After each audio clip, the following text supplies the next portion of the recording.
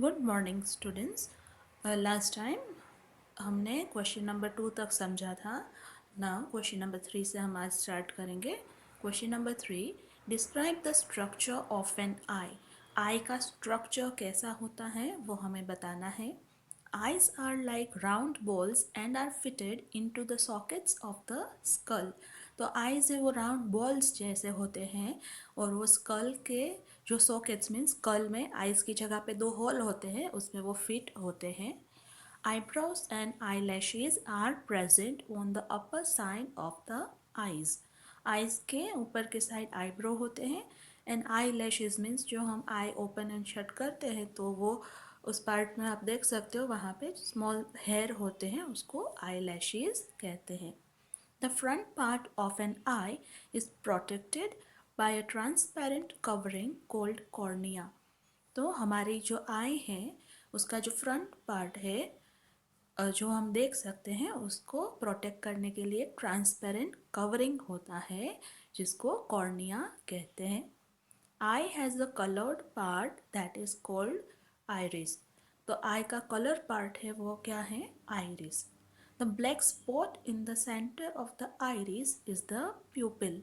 तो आइरिस है उसके सेंटर में एक ब्लैक स्पॉट होता है जिसको प्यूपिल कहते हैं।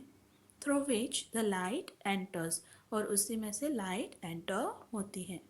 The iris controls the size of प्यूपिल। Iris है वो प्यूपिल की साइज को कंट्रोल करता है। Behind the pupil is the lens that forms the image of the object you see on a screen called retina। प्यूपिल के पीछे लेंस होता है। लेंस का काम क्या है, वो जो रेटिना होती है उसके ऊपर इमेज बनाता है। रेटिना एक स्क्रीन की तरह काम करता है। The nerve cells in the retina send messages to the brain through the optic nerves. तो रेटिना में कुछ नर्व सेल्स होते हैं और वो ब्रेन है उसके पास मैसेज भेजता है। ये ब्रेन तक मैसेज कौन ले जाता है, optic nerves. The brain reads the message and enables us to see the object। फिर ब्रेन है वो मैसेज को रीड कर लेता है और इसी वजह से हम ऑब्जेक्ट देख पाते हैं। Question number 4, how should we take care of our eyes and ears. तो हमें आइज और ईयर्स की केयर कैसे करनी चाहिए। Answer, we should take care of our eyes in the following ways. Eyes का ध्यान रखने के लिए हमें ये सब करना चाहिए। First, wash them daily with clean water. Clean water से उनको रोज़ वॉश करना चाहिए। Second, avoid reading in dim light and in a moving vehicle. तो डीम लाइट में नहीं रीड करना चाहिए और जब कोई व्हीकल मूव हो रहा है, चल रहा है, तब भी हमें रीडिंग नहीं करना चाहिए। It strains the eyes. तो वो आइज़ को स्ट्रेन करता है, मीन्स उसको स्ट्रेस होता है आइज़ को। थर्ड, डोंट वॉच टीवी और play computer games for a long time. बहुत लंबे टाइम तक हमें टीवी नहीं देखना चाहिए या कंप्यूटर पे गेम्स प्ले नहीं करना चाहिए, उससे हमारी आइज़ है वो थक जाती हैं। Four, never rub your eyes with dirty hands और हैंकरचिफ, इट मे कॉज इन्फेक्शन। आपकी आइज़ हैं उनको आपको डर्टी हैंड्स से रब नहीं करना चाहिए या डर्टी हैंकरचिफ से भी रब नहीं करना चाहिए, उससे इन्फेक्शन हो सकता है। We should take care of our ears in the following ways. तो हम हमारे ईयर्स हैं उसका कैसे हम केयर कर सकते हैं। 3 points are given. First, never put any pointed object in the ears. आपके ईयर्स के अंदर कोई भी पॉइंटेड ऑब्जेक्ट, कोई भी शार्प ऑब्जेक्ट नहीं रखना चाहिए। Second, clean them only with an earbud. Earbud से ही उसको क्लीन करना चाहिए।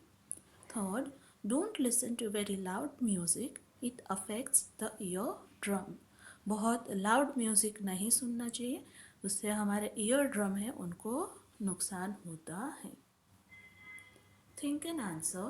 Question number 1, we can move our arms in circular motion but not our elbows। why?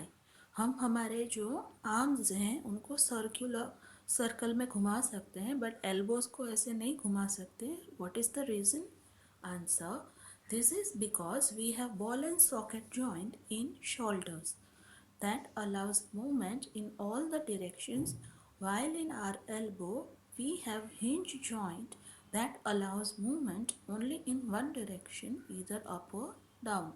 हमारा जो शोल्डर है वहाँ पे बॉल एंड सॉकेट जॉइंट है जो कि सारे डायरेक्शन में मूवमेंट करने देता है, बट हमारे जो एल्बोज हैं उसमें हिंज जॉइंट होता है.